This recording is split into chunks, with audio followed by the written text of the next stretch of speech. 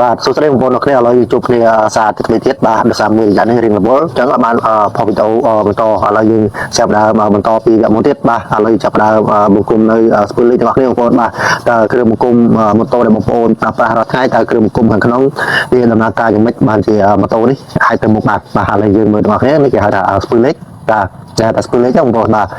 ហើយខ្ញុំកាន់ដៃនៅខាងឆ្វេងខ្ញុំនេះបាទហៅថាស្នូលេខបាទចំណែកខាងនោះហៅថាស្ពឺលេខបាទហើយយើងដាក់បញ្ចូលទៅបង្គំជាមួយនឹងកាទៀរបស់យើងបាទហើយបន្តមកគឺយើងយកនៅស្ពឺលេខដាក់តែឥឡូវចាប់ផ្ដើមដាំចូលបាទមកដាក់ជាយើងត្រូវមើលរងផងដែរកាលណាបងប្អូនដាក់រងខុសគឺមិនឲ្យម៉ូតូនេះគឺច្រាលេខបាទគឺច្រាលេខគឺយើងបញ្ចូលលេខទៅគឺវាតឹងអត់ចូលគឺពិបាកបញ្ចូលលេខបាទឥឡូវចាប់ផ្ដើមមើលទាំងអស់គ្នាតទៅយើងដាក់ពីលេខហើយយើងដាក់រងមកត្រឡឹកបាទដាក់ត្រប់ពីលេខហ្នឹងហើយបន្តមកទៀតគឺយើងយកនៅពីលេខបាទឬក៏រងយើងមួយទៀតឡតបាទយកឡតបាទយករងបាទយើងដាក់រងរួចហើយយើងដាក់ឡតហើយយើងដាក់ពីលេខមួយទៀតព្រឹបដាក់ចូលដែរបាទអញ្ចឹងស្ពឺដែលធំជាងគេគឺស្ពឺដែលកន្លងជាងគេហៅថាស្ពឺលេខ1បាទស្ពឺលេខ1បងប្អូនបាទហើយបន្តទៀតគឺយើងចាប់ដើមយកនៅដង្កៀបផ្ដាំឬក៏បងប្អូនហៅថាស្ប្រេនេះគឺមានតួនាទីបាទសម្រាប់លើកនៅស្ពឺលេខបាទហើយនេះគឺកូនជ្រូកយើងដាក់ចូលមានខ្នែងវិញតែពេលមានខ្នែងវិញយើងដាក់ចូលជាមួយនឹងច្អូរបស់កូនជ្រូកមកពេលយើងបញ្ចូលលេខទៅកូនជ្រូកនឹងប្រមូលទៅដៃថាដៃដង្កៀបផ្ដាំហ្នឹងវាលើកចុះលើកឡើងតាមចង្វាក់ដៃយើងបញ្ចូលលេខបាទយើងប្រមូលកូនជ្រូកនោះទៅវាធ្វើឲ្យដង្កៀបផ្ដាំវាលើកស្ពឺលេខចុះឡើងបញ្ចូលនៅលេខឥឡូវចាប់ដើមមើលរបស់គ្នាបាទជំរឿនក្រោយជំរឿនជាងរុនរើម៉ាស៊ីនសាក្រោយនឹងធ្វើលម្អិតបាទអំពីស្ពឺលេខទាំងក្នុងឲ្យបងប្អូនមើលបាទឥឡូវចាប់ដើមដាក់នេះអាសិនអានេះគឺមានតួនាទីសម្រាប់ទុកនៅដង្កៀបផ្ដាំហ្នឹងវាក៏ទេហ្នឹងកុំឲ្យជ្រុះកាលណាយើងអត់ដាក់នៅទុកទេគឺយើងបញ្ចូលលេខទៅគឺវាជ្រុះបាទជ្រុះហើយគឺអត់មានចូលលេខទេដាក់លេខគឺអត់ចូលទេបាទហើយមួយទៀតក៏មានបញ្ហាផងដែរបាទគេដាក់ចាំលេខគ្រប់គឺខាងក្នុងម៉ូតូរបស់យើងនឹងមានបញ្ហាវាអាចទៅធ្លាយជា3កាទៀបាទ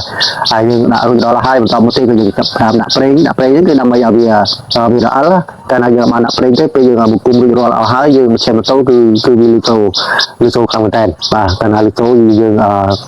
វាប្របាក់ស្នាប់វាមានបញ្ហាទេគាត់ថាប្រធានដំបូងវាលីសូខ្លាំងមែនតើបងម្ចាស់គេនេះចិត្ត20បាទប៉ុន្តែយើងជាងយើងដឹងហើយបាទវាមិនលីណាលី1ម៉ោង2ម៉ោងអត់ទេមានតែមួយផ្លេតទេប្រេងជ្រាបអស់ទៅគឺស្ងាត់វិញហើយបាទហើយបន្តមកដល់ហើយយើងយកយើងដាក់មកយើងក៏ដាក់ប្រេងដែរដើម្បីយើងយកគ្នាមួយទៀតយើងដាក់គុំចូលកុំឲ្យវាតឹងកាលណាយើងដាក់ប្រេងទៅគឺរឹតបញ្ចូលទៅគឺវាធូរបាទបើយើងអត់បានដាក់ប្រេងទេគឺរឹតបញ្ចូលទៅវាតឹងហើយបន្តទៀតមកគឺយើងបង្វិលឡើងទៅទៀតមកបាទហើយឧបករណ៍សម្រាប់ចលនាជើងម៉ាស៊ីននេះគឺងាយស្រួលផងដែរបាទគឺខ្ញុំប្រើបែបនេះហើយបាទគឺយើងរៀបម៉ាស៊ីនមកហើយអស់រួចហើយបានយើងយកទិញពីហ្នឹងហើយយើងដាក់ជាមួយនឹងម៉ូតូរបស់យើងបាទគឺយើងប្រមូលបែបនេះទៅងាយស្រួលបាទហើយបន្តទៀតគឺយើងរកខ្ចៅយើងដាក់មកហើយខ្ចៅដូចខ្ញុំប្រាប់របស់យើងបងប្អូនបាទគឺខ្ចៅណាដែលស្អាតជាងគេគឺយើងដាក់នៅខាងលើខ្ចៅដែលប្រឡាក់ក្រៅនេះគេគឺនៅខាងក្រោមហើយបាទវាមិនអាចខ្ចៅណាដែលស្អាតនៅខាងក្រោមទេបាទអញ្ចឹងខ្ចៅស្អាតនៅខាងលើខ្ចៅប្រឡាក់គឺនៅខាងក្រោមបាទអញ្ចឹងយើងចាប់ផ្ដើមមូឲ្យតឹងដៃតិចព្រោះកន្លែងហ្នឹងគឺសំខាន់ណាស់បើមិនតែយើងអាចធូរដៃយើងអាចបញ្ឆេះមិនសិនទៅអាចនឹងមានបញ្ហាជ្រាបប្រេងបាទអញ្ចឹងយើងមកឲ្យរៀងតឹងគឺមកស្មើដៃមុំអត់មានតឹងធូរទេគឺយកមកស្មើដៃបាទអញ្ចឹងបាទវាចូលទៅគឺស្មើគ្នាល្អបាទអត់មានតឹងធូរទេហើយយើងមូបញ្ចូលនេះគឺ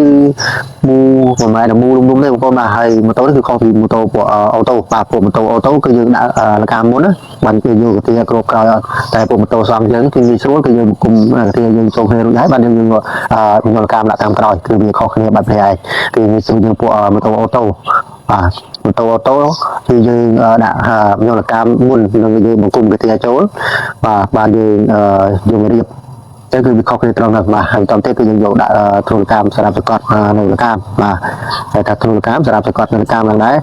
ហើយបន្តទៀតគឺយើងយកដៃសម្រាប់ទប់បាទកុំឲ្យវាចេញមកខាងក្រៅកាលណាយើងអត់មានដៃទប់ទេគឺយើងដាក់ចូលទៅមិនអាចទៅបងប្អូនបាទអញ្ចឹងយើង